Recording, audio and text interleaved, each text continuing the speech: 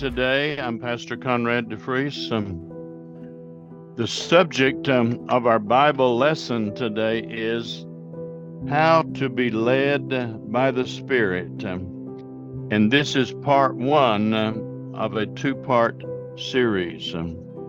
இன்னைக்கு When நான் you receive, go ahead.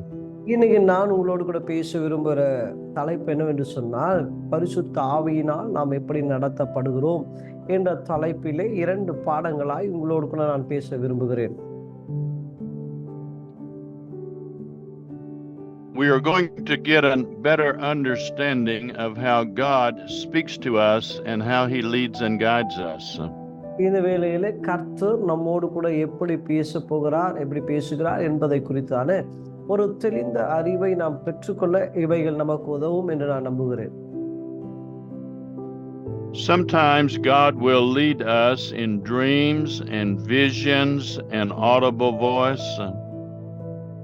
சில சமயங்களிலே கர்த்தர் நமக்கு தரிசனத்திலே, சொப்பனத்திலே அல்லது ஒரு விதமான மெல்லிய சத்தத்திலே தேவன் நம்மோடு கூட பேசுவார்.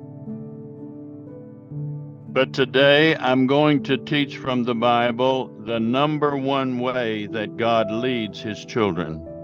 ஆனால் இன்னைக்கு தேவன் பிரதான வழியாய் தேவன் பேசுகிற ஒரு வழியை குறித்து வேதத்திலே பேசப்பட்டிருக்கிறதை நான் உங்களோடு கூட பேச விரும்புகிறேன்.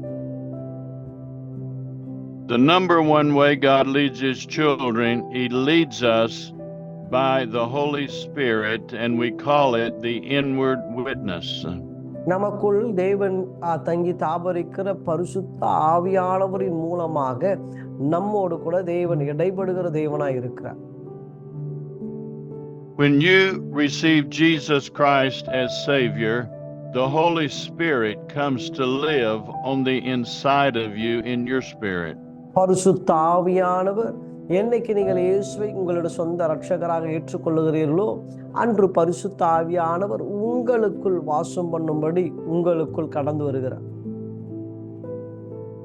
The Holy Spirit works with every Christian in 2 different ways. பரிசுத்த ஆவியானவர் எல்லா கிறிஸ்தவரோட வாழ்க்கையிலும் 2 விதமாய் அவர் செயல்படுகிற தேவனாய் இருக்கிறார். One way is the Holy Spirit comes upon you and anoints you to minister to other people. ஒன்று பரிசுத்த ஆவியானவர் உங்கள் மேல் வந்து தங்கி தாவரித்து மற்றவர்களுக்கு நீங்கள் ஊழியம் செய்யும்படியான ஒரு கிருபையை உங்களுக்கு கட்டளையிடுகிறார். The second way is the Holy Spirit is on the inside of you to help you, to guide you personally in your personal life. இரண்டாவது பரிசுத்த ஆவியானவர் உங்களோடு கூட இருந்து உங்களுடைய தனிப்பட்ட வாழ்க்கையிலே உங்களுக்கு ஆசீர்வாதமாய் இருக்கும்படி, உங்களுக்கு உதவியாய் இருக்கும்படி, உங்களுக்குள் உதவியாய் இருக்கும்படி காணப்படுகிறார். In this Bible lesson, we're not going to talk as much about the anointing upon you to minister to others, but the Holy Spirit to guide you personally. இன்னைக்கு நாம் பேச போகிற தலைப்பு எதுல என்று சொன்னால், மற்றவர்களுக்கு இந்த பரிசுத்த ஆவியானவர் உங்கள் மூலமாய் கிரியை செய்வதல்ல, உங்களுக்குள் இருந்து உங்களுக்கு எவ்வகையான உதவிகளை அவரால் செய்ய முடியும், செய்து கொண்டிருக்கிறார் என்பதை இந்த பாடத்தில் நாம் பார்க்க போகிறோம். We call this the inward witness. He guides you in your spirit, in your heart, to help you make decisions in everyday life. அந்த பரிசுத்த ஆவியானவர் உங்களுக்குள் இருந்து உங்களை பாதுகாத்து நீங்கள் எடுக்க வேண்டிய தீர்மானங்களிலே உங்களுக்கு உதவியாய் இருப்பதை குறித்து நாம் இன்னைக்கு காண போகிறோம். In the book of John, chapter 14 and verse 16, யோவான் 14ஆம் அதிகாரம் 16ஆம் வசனத்தை வாசிப்போமானால், Jesus said, I will pray the Father, and He will send you another comforter.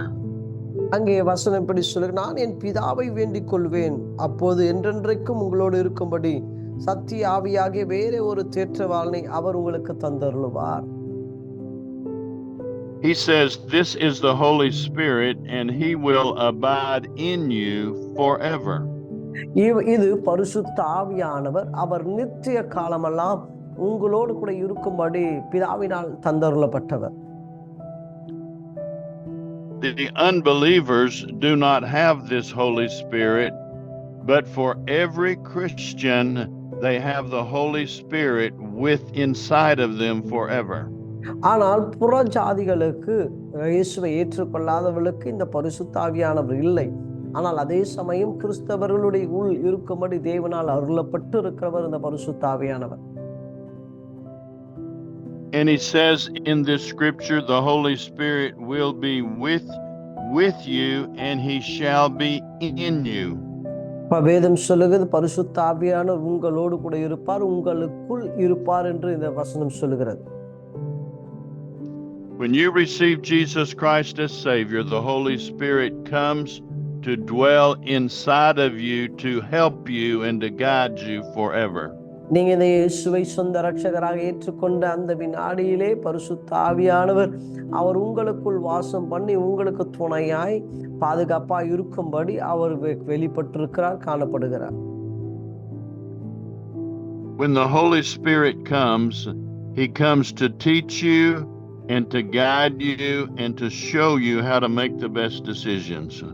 பரிசுத்த ஆவியானவர் உங்களுக்குள் வரும்போது அவர் உங்களுக்கு போதித்து உங்களை பாதுகாத்து நீங்கள் எடுக்க வேண்டிய முடிவுகளிலே உங்களுக்கு துணையாய் இருப்பார்.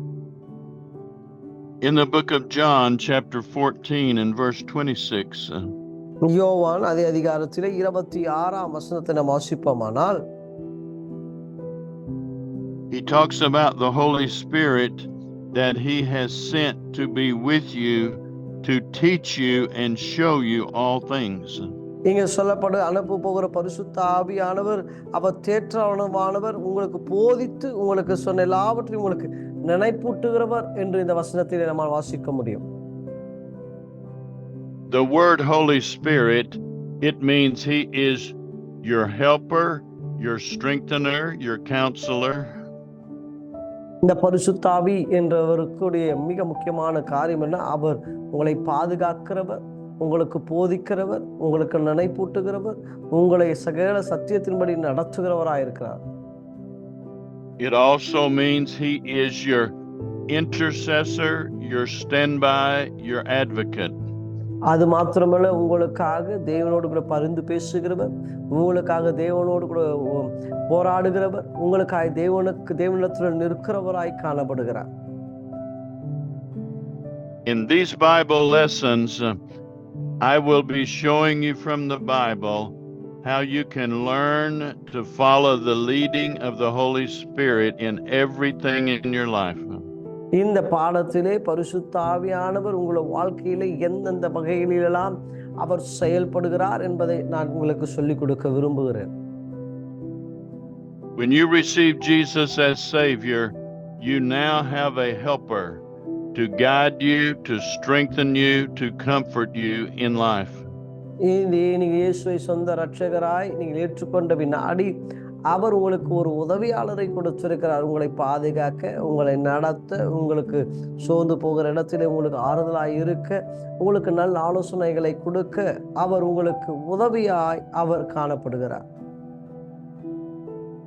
In 1 Thessalonians chapter 5 and verse 23, 1 தெசலோனிக்கர் 5ஆம் அதிகாரம் 23ஆம் வசனத்தை நாம் வாசிப்போமானால், the Bible explains that we are a spirit being, we have a soul, and we live in a body. இங்கே 1 தெசலோனிக்கர் 5ஆம் அதிகாரம் 23ஆம் வசனத்தை நாம் வாசிக்கும் போது, நாம் ஆவியா இருக்கிறோம், அதான் நம்ம சரீரம் இருக்கிறது, நமக்கு ஒரு ஆத்துமா இருக்கிறது, நாம் ஒரு சரீரத்திலே வாழுகிறோம் என்று இந்த வசனத்தின் மூலமாய் நம்மால் அறிந்து கொள்ள முடியும்.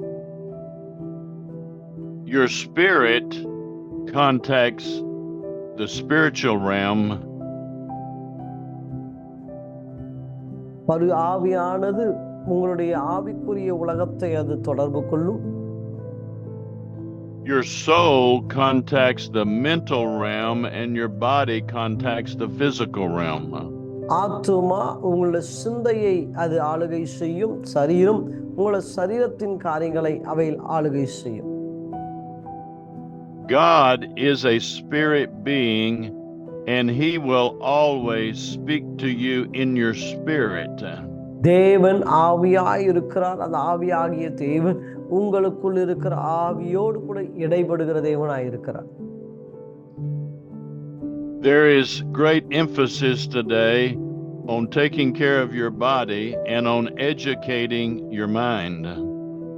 இப்பொழுது இந்த காலகட்டத்திலே உங்களோட சரீரத்தை பாதுகாக்க பல காரியங்கள் உண்டு. அதற்கு உங்களோட ஆத்துமாவிலே பலவிதமான போதனைகளை அவர்கள் செய்து கொண்டிருக்கிறார்கள். And yes, you want to do those things, but you also want to learn to develop your born again spirit. இந்த ஆத்துமாவை நம்ம எஜுகேட் பண்ணுவது ரொம்ப முக்கியம்தான். சரீரத்தை பாதுகாப்பது முக்கியம்தான். அதற்கு மேல் பிரதான முக்கியம் என்னவென்று சொன்னால், நம்முடைய ஆவியை நாம் பலப்படுத்துவது அது மிக மிக அவசியமாக இருக்கிறது. The Bible says, as newborn Christians, desire the milk of the word that you may grow thereby. வேதம் சொல்லுகிறது, நாம் புதிய கிறிஸ்துவுக்குள் பிறந்தவர்கள் வேத வசனமாகிய பாலை உட்கொள்கிறவளாய் இருக்க வேண்டும், அதன் மூலமாய் நமக்கு வளர்ச்சி உண்டு என்று நாம் வாசிக்கிறோம். We must grow and be developed in our spirit being. நாம் நம்முடைய ஆவிக்குரிய வாழ்க்கையிலே ஆவியிலே நாம் வளர்வது மிக அவசியம். Just as you can grow and train your mind, you can also grow and train your born again spirit. எப்படி நம்மளோட சரீரத்தை வளர்ந்து நாம் பாதுகாக்கிறோமோ அதே வண்ணமாய் நம்ம ஆவியையும் நாம் வளர்த்து பாதுகாப்பது மிக அவசியமா இருக்கிறது.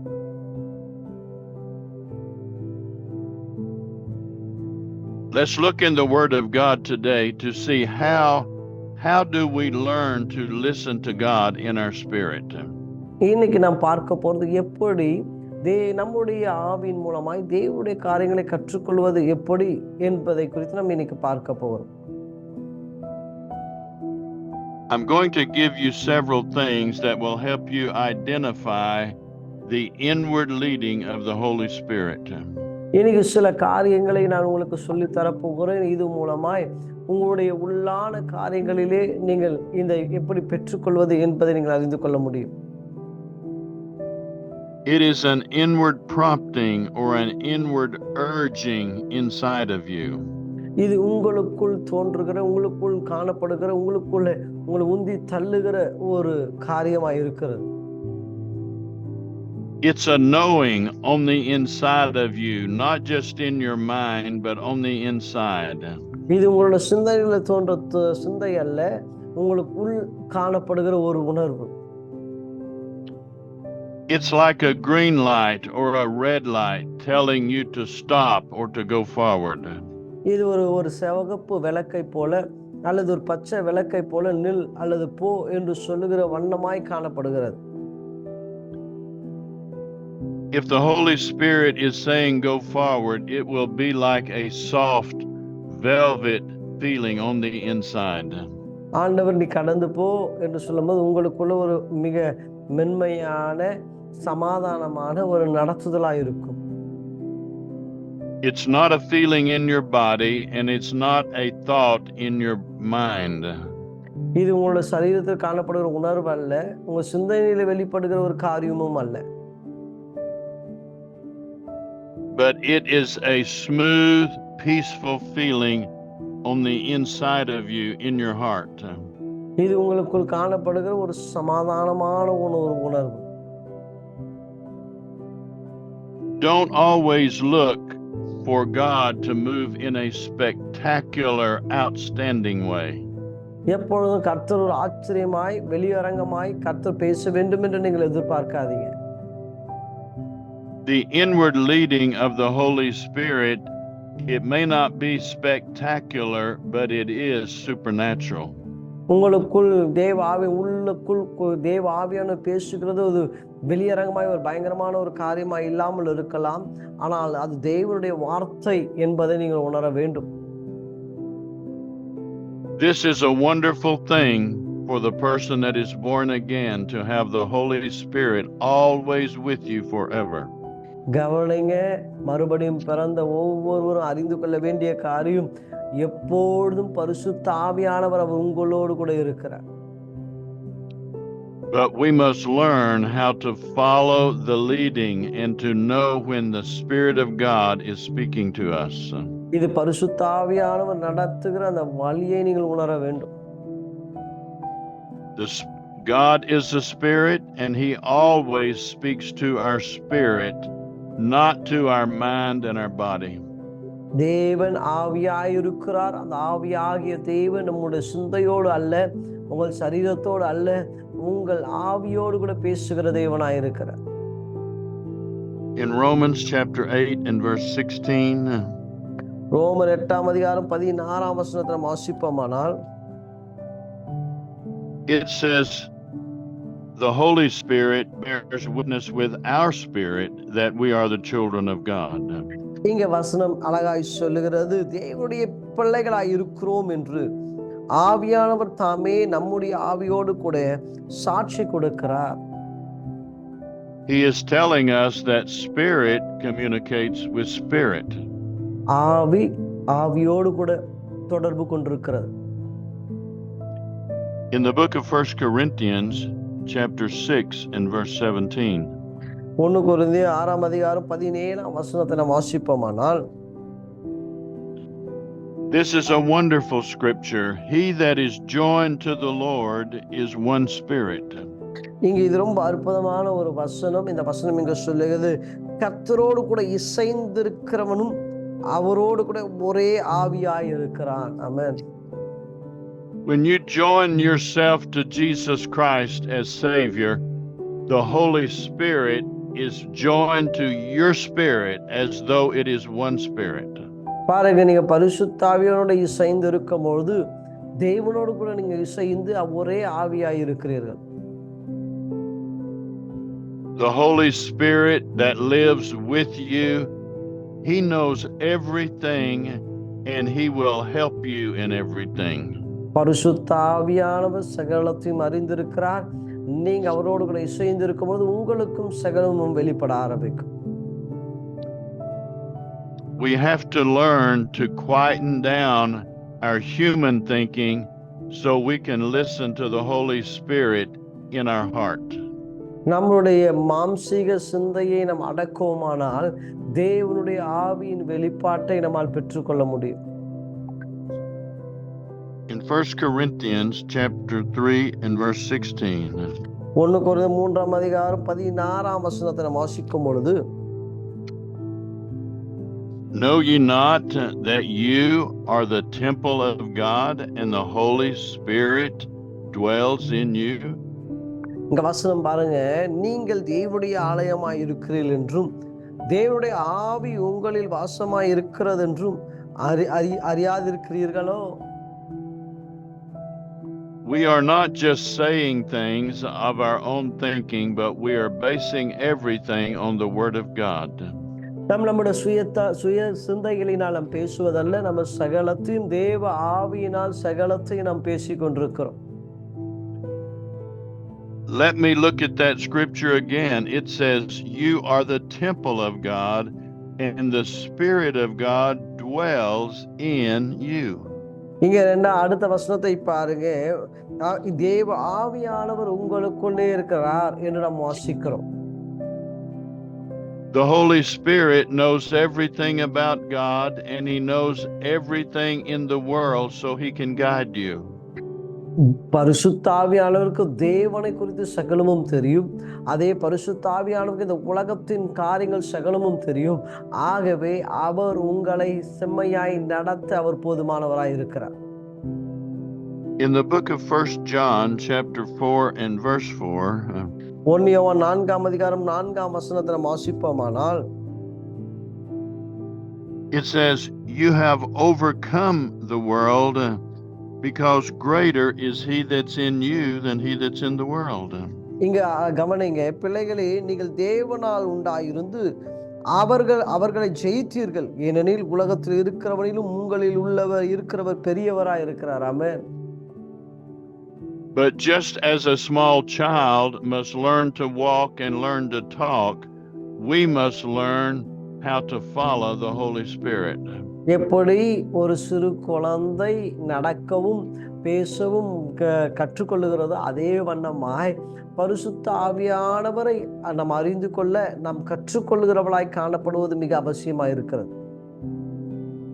God understands that we do not know everything, and it takes time for us to learn how to be led by the Spirit of God. பாருங்க, நாம் எப்படி தேவ ஆவியினால் நாம் நடத்தப்படுகிறோம் என்பதை நாம் கற்றுக்கொள்வது மிக மிக அவசியமாய் இருக்கிறது. It is important to spend time in prayer and in reading the scriptures. இது முக்கியம் என்னவென்று சொன்னால் ஜெபிப்பதும் வேத வாசிப்பதும் வேதத்தை தியானிப்பது மிக மிக முக்கியமான அவசியமான காரியமாக இருக்கிறது. It's important to sing songs about God and to worship Him. This will help your spirit.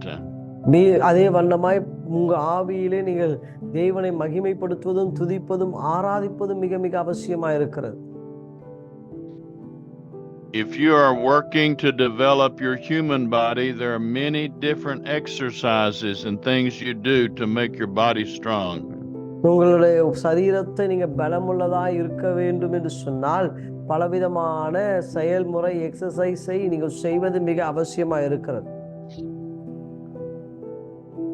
Just because a person is born again doesn't mean they have everything at that moment.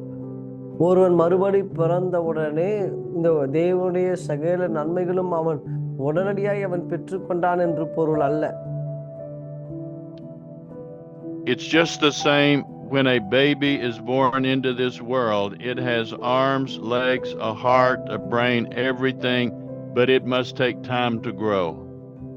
ஒரு குழந்தை இந்த பூமியில பிறந்த உடனே அந்த குழந்தைக்கு கைகள் உண்டு, கால்கள் உண்டு, இருதயம் உண்டு, கண்கள் உண்டு, சகல அவயங்களும் உண்டு. ஆனால் அவைகள் எல்லாம் வளர வேண்டும், அவைகள் எல்லாம் பலப்பட வேண்டிய ஒரு நாட்களும் உண்டு, காலங்களும் உண்டு. And so it is when we become a newborn babe, a Christian in Christ Jesus. நீங்க கிறிஸ்துவுக்குள் புதிய சிருஷ்டியாக புதிய குழந்தையாய் நீங்கள் காணப்படுகிறீர்கள். We must do a lot of things to grow as a Christian. நாம் கிறிஸ்தவனாய் வளர்வதற்கு நிறைய காரியங்கள் நாம் செய்ய வேண்டும். We must pray, read the Bible, sing, worship, praise God. நாம் கிறிஸ்துவுக்குள் வளர்வதற்கு நாம் அநேக காரியங்களை செய்ய வேண்டும். நல்லா பாட வேண்டும், துதிக்க வேண்டும், ஆராதிக்க வேண்டும், ஜெபிக்க வேண்டும், வேதத்தை வாசிக்க வேண்டும். இவைகளெல்லாம் நம்முடைய அனுதின வாழ்க்கையில் தினந்தோறும் செய்கிற ஒரு காரியங்களாக இருக்க வேண்டும். Just as a child must have food to eat every day so that it can grow, yes. எப்படி ஒரு குழந்தை வளர வேண்டும் என்று சொன்னால் ஆகாரத்தை அனுதினமும் உட்கொள்ள வேண்டியது எவ்வளவு அவசியமோ, then as newborn babes and Christians in Christ, we must feed on the word of God and pray every day. அதே வண்ணமாய் கிறிஸ்துவுக்குள் வளருகிற நாமும் ஒவ்வொரு நாளும் வேதத்தை வாசிப்பதும் படிப்பதும் ஜெபிப்பதும் மிக அவசியமாக இருக்கிறது. Just as a small child learns the language from their parents, எப்படி சிறு குழந்தை தங்களுடைய பெற்றோர்களிடத்திலிருந்து அவங்களுடைய மொழியை கற்றுக்கொள்கிறதோ,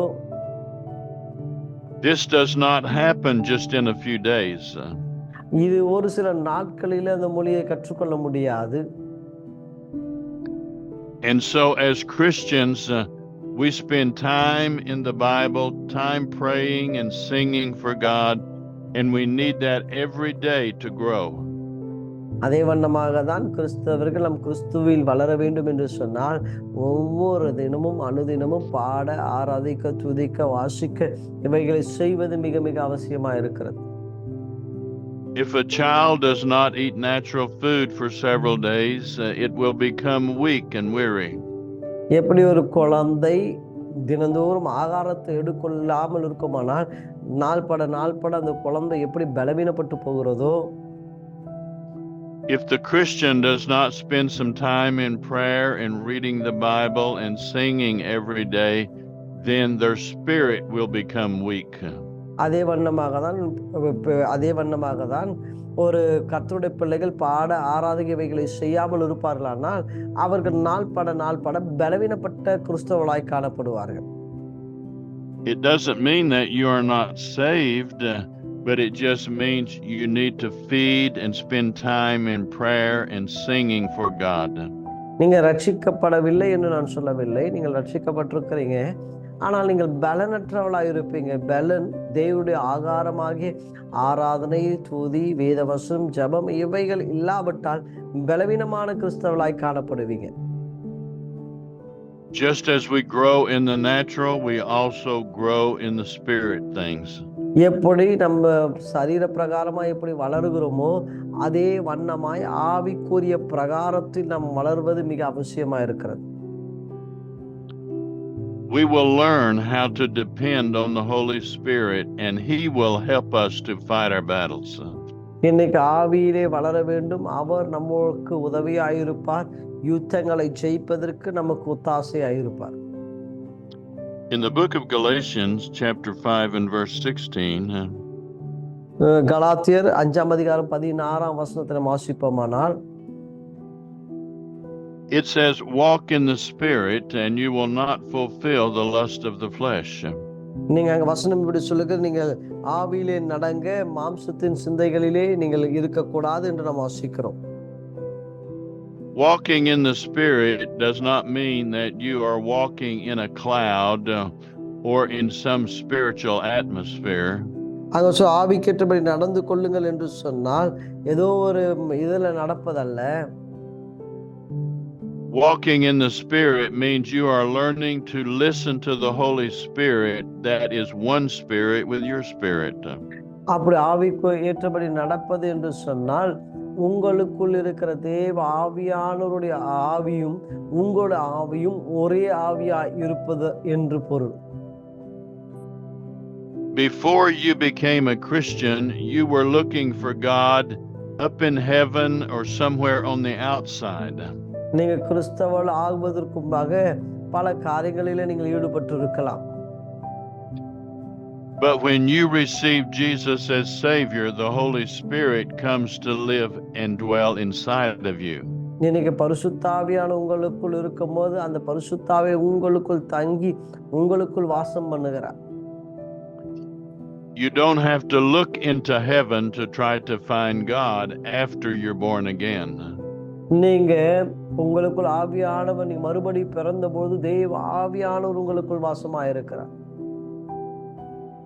He says, now you are the temple of God, and He dwells with you and in you.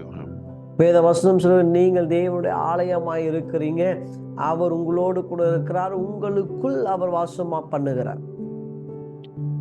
So now we learn to look to the inside in our spirit where the Holy Spirit lives. பாருங்க, உங்களுக்குள் நாம் பார்த்து கொண்டிருக்கிறோம் எங்கு தேவ ஆவியானவர் வாசமாய் இருக்கிறார் என்ற இடத்தை. And He said He will never leave you nor forsake you. வசனம் சொல்லுது, அவர் உங்களை விட்டு விலகுவதும் இல்லை, உங்களை கைவிடுவதும் இல்லை. You might not feel Him with your feelings or your natural eyes or ears, but He is always with you inside. ஒருவேளை உங்கள் உணர்வுகளிலே நீங்கள் அவரை நீங்கள் புரிந்து கொள்ள முடியாமல் இருக்கலாம். ஆனால் அவர் உங்களுக்குள் உங்களோடு கூட உங்களுக்குள் அவர் வாசமாய் இருக்கிறார். As we go from Bible study to Bible study, we will learn more and more how to be led by the Holy Spirit. இந்த வேத பாடங்களை நாம் படிக்க படிக்க படிக்க எப்படி பரிசுத்த ஆவியானவர் நம்மை நடத்துவார் என்பதை நாம் அறிந்து கொள்ள முடியும். I want to say again, the Holy Spirit works with you in two different ways. நான் திரும்பவும் சொல்லுகிறேன், பரிசுத்த ஆவியானவர் இரண்டு வகைகளிலே உங்களுக்குள் அவர் செயல்படுகிறார்.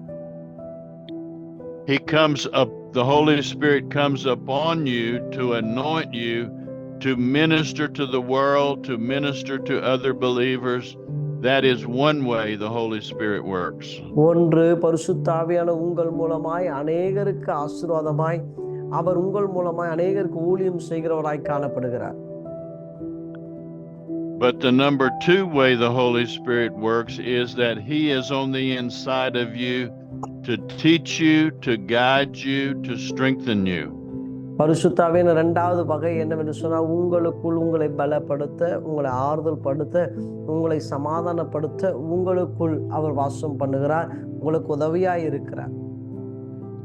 When the Holy Spirit is upon you, everyone can hear it, they can see it, they can receive of it. நீங்க இந்த பரிசுத்த ஆவியானவர் உங்களுக்குள் இருக்கும் பொழுது அவர் உங்களை பார்க்க, உங்களுக்கு அவருக்கு அநேகருக்கு நீங்கள் ஆசீர்வாதமாக இருக்கும்படி அவர் வெளிப்படுகிறார். But the other way the Holy Spirit works, He is with you on the inside, and other people will not be aware of how the Holy Spirit is teaching and guiding you. ஒன்று வெளிப்புறமான ஆசீர்வாதங்களுக்கு பயன்படுகிறார். இரண்டாவது வகை, அவர் உங்களுக்குள் இருந்து உங்களை நடத்துவார், அது மற்றவர்களுக்கு தெரிவு இல்லாமல் இருக்கலாம்.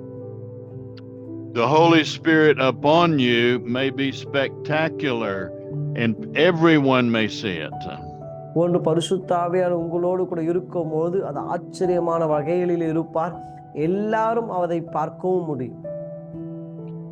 But when you receive Jesus as Savior, the Holy Spirit is in your heart and it is supernatural but not spectacular.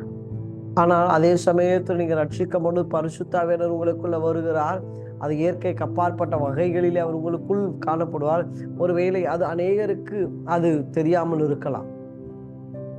I want you to pray this prayer with me today to receive Jesus and just to make sure you're His child. இன்னைக்கு நான் சொல்லுகிற இந்த ஜெபத்தை நீங்கள் சொல்ல வேண்டும். அப்படி நீங்கள் சொல்லுகிற பொழுது நீங்கள் தேவனுடைய பிள்ளையாக மாற அது உங்களுக்கு உதவியாக இருக்கும். Say, I believe Jesus Christ is the Son of God. நான் விசுவாசிக்கிறேன் இயேசு தேவனுடைய குமாரன் என்று நான் விசுவாசிக்கிறேன். I believed He lived in this world and went to the cross for me. இயேசு இந்த உலகத்திலே வாழ்ந்து அவர் மரித்து பரலோகத்திற்கு ஏறி கடந்து சென்றார், அவர் இன்றும் ஜீவிக்கிறவராய் காணப்படுகிறார். I believe He died on the cross and shed His blood to forgive me of my sin. நான் விசுவாசிக்கிறேன் இயேசு எனக்காகவே சிலுவையிலே மரித்து, எனக்காகவே 3 ஆணைகளிலே தொங்கி என் பாவங்களை எல்லாம் இயேசு மன்னித்தார் என்று நான் விசுவாசிக்கிறேன். I believe He has been raised from the dead and is alive in heaven today. இயேசு அவர் 3ஆம் நாள் உயிரோடு கூட எழும்பினார் என்றும் அவர் இன்றும் ஜீவிக்கிறார் என்றும் நான் விசுவாசிக்கிறேன். I receive Jesus right now to come into my heart to be His child. இயேசுவே என் உள்ளத்திலே வாரும், என் உள்ளத்திலே காணப்படும், நான் உம்முடைய பிள்ளையாய் வாழ தீர்மானிக்கிறேன். I believe I am now born again. I am a child of God. இயேசுவே நான் மறுபடி பிறந்தவன் என்றும், இயேசுவே நான் உம்முடைய பிள்ளை என்றும் நான் இப்பொழுது விசுவாசிக்கிறேன். Amen. Amen. Praise God. ஆமென். கர்த்தர் உங்களை ஆசீர்வதிப்பாராக.